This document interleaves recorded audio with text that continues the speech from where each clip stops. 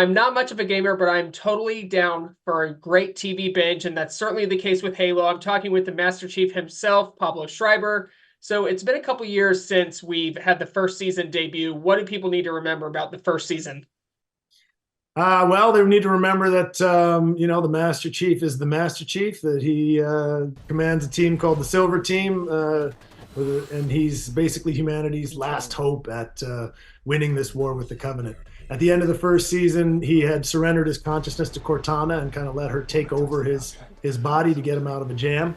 A bit of a time cut in coming back to the second season, and she's now been taken away from him, and he doesn't know why. And he and the rest of his team are relegated to a distant planet doing a job that they feel they're overqualified for. Everybody's grumpy, everybody's upset, and the threat of the Covenant is getting very real, and the war is not going well for humanity, and that's where we begin. Exciting stuff. So Halo really kicked off this adaptation of these popular video games like The Last of Us, Twisted Metal, and upcoming Fallout. What's it like being a part of this where you get to show this kind of character in this series to a whole new audience? Yeah, it's great. I mean, what you get from adapting a video game that has such a massive audience is you get a big built-in audience, millions and millions of fans who played the game.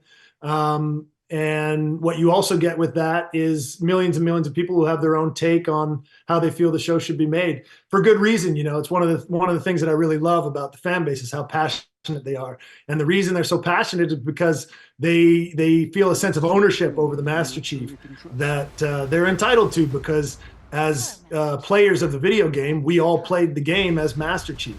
And the way video game characters are created, they're kind of aspects of their personality are held back. They're sort of created as blank slates so that we fill in the character with our own personality traits. So we all feel this sense of affinity and ownership over the Master Chief that I think is a really interesting dynamic to deal with in the fan base. And it's wonderful, though. The passion from the fans is huge, and I really love all aspects of it, both positive and negative. It's a great conversation to have. Yeah, and you mentioned playing the game. I never have been a great first-person shooter gamer myself. Did you play much Halo growing up, like back in the early 2000s? Yeah, I played a little bit. I didn't grow up with a gaming system, so all my gaming experience was when I'd go over to friends' houses. So I played a little bit of Halo. For me, the touch point of really falling in love with this universe wasn't that, I played it every day as a kid. It was that when I got offered the job, I did a deep dive on what the universe was, and was lucky enough to go up to Seattle to 343 where they make the game, and went through a very, very intensive deep dive into the Halo lore. And I just fell in love with the storytelling, with how deep and how intricate the universe had been plotted out already, and how much opportunity there was for amazing storytelling in that world. Absolutely. I'm so thrilled for people to see this new season. It starts February 8th on Paramount Plus with 2 episodes. Thanks a lot, Pablo. Thanks, Trevor. Appreciate your time. Yep. Thank you. People of Reach.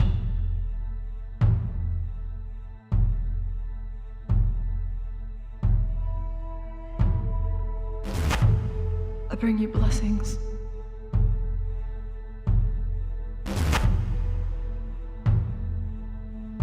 Know that I am the instrument of your extinction.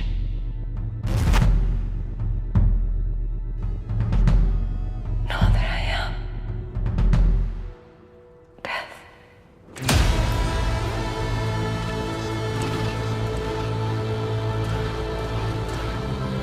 Sometimes events are beyond our control. And in those moments, we save what we can. Look at your faces. I do not see defeat. No!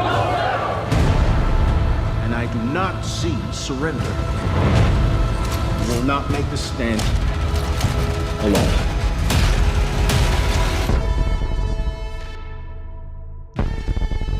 We have something the enemy does not.